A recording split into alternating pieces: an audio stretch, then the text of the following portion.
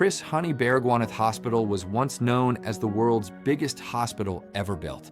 For decades, it stood as a testament to what's possible in South Africa's public health system and a symbol of medical ambition.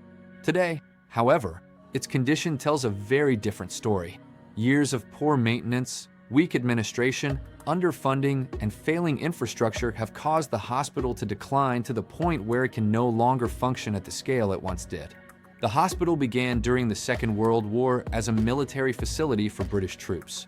Its name came from John Albert Baragwanath, a Cornishman who owned a nearby trading post. In 1948, soon after the National Party took power, the government bought the hospital for £1 million and moved the nearby Black Hospital into the facility. It opened with 480 beds. The apartheid government quickly used Baragwanath as proof that it was providing health care to Black South Africans. Historian Dr. Simone Horwitz explained that the government promoted the hospital's size and scale to support its policy of separate development at a time when it faced global criticism.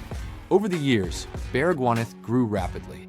The Wits Medical School formed a strong relationship with the hospital, helping it become a major training institution. After 1994, the hospital was renamed Chris Hani Baragwanath Hospital in honor of the anti-apartheid leader. In 1997, it applied to the Guinness Book of Records to be recognized as the world's largest hospital by number of beds.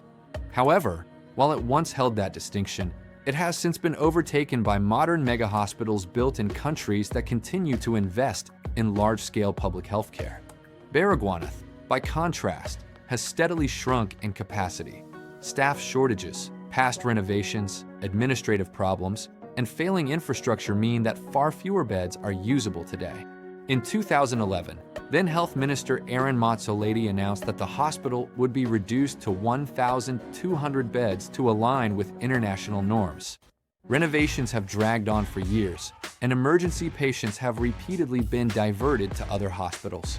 At one point in 2023, much of the main medical casualty unit was still closed.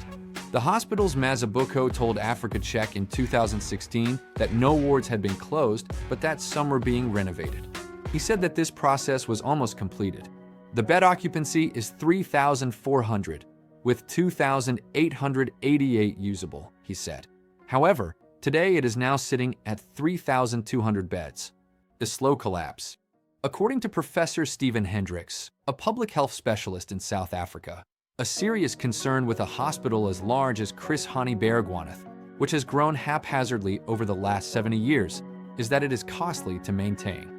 Although doctors and nurses trained at Baragwanath have significantly benefited from the high patient load and diverse medical cases, the hospital's overall condition has deteriorated sharply.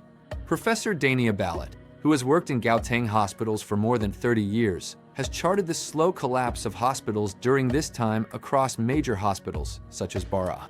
She pointed to failing infrastructure, including crumbling buildings, leaking pipes, sewage spills, water shortages, and electricity blackouts as the reasons for the decline in service.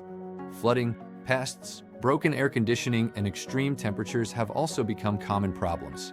Overcrowding increased the risk of dangerous hospital-acquired infections, and load shedding placed patients in ICU and surgery at serious risk because backup generators do not always start. At times, surgeons have had to scrub using buckets because there was no running water. Although years have passed since then, many problems remain unresolved. In 2024, the Standing Committee on Appropriations met with unions representing staff at major Gauteng hospitals, including Bara. They reported severe staff shortages due to a moratorium on filling posts, extremely high nurse-to-patient ratios, and a lack of cleaners, which forces nurses to take on cleaning duties. Overcrowding is made worse by poor patient referral systems, leaving staff demoralized and stretched thin.